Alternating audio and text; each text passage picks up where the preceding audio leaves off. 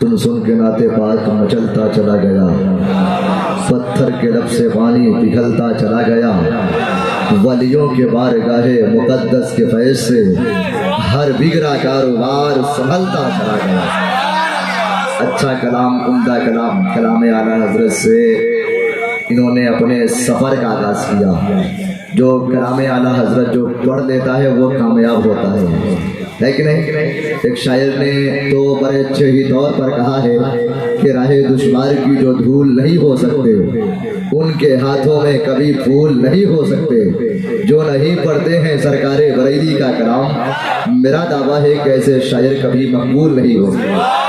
یہ نعت خوان رسول بلبل باغ مدینہ جناب عثمان محبر صاحب اور سارے لوگوں کو ایک کامیاب نعت خواں تصور کیا جا رہا ہے۔ میں چاہتا ہوں کہ قطع بارگاہ مولا علی کی بارگاہ میں ایک قطع سننے، بلند آواز سے کہہ دے سبحان اللہ، بلند آواز سے کہہ دے علی علی، بلند آواز سے کہہ دے علی علی۔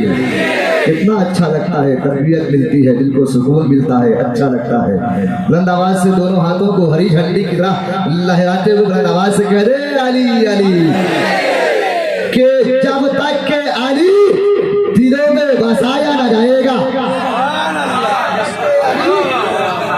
جب تک کہ علی دلوں میں بسایا نہ جائے گا، جب تک کہ علی دلوں میں بسایا نہ جائے گا، خلد بری کی راہ میں پایا نہ جائے گا۔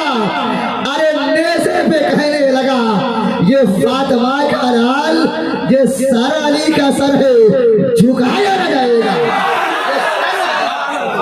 یہ سارا علی کا سر ہے، یہ سارا علی کا سر ہے، یہ سارا علی۔ ارے نامزد صاحب کو لمبے نوٹ سے درشن کروائیے نا، آپ لوگ کم آتے ہیں، یہ لمبے نوٹ سے درشن کروائیے۔ ہاں مودی جی والا 200 500 مٹیا کلر، اور ہو سکے تو اگر زیادہ جذبات بڑھ جائے تو گلابی کلر بھی دے سکتے ہیں۔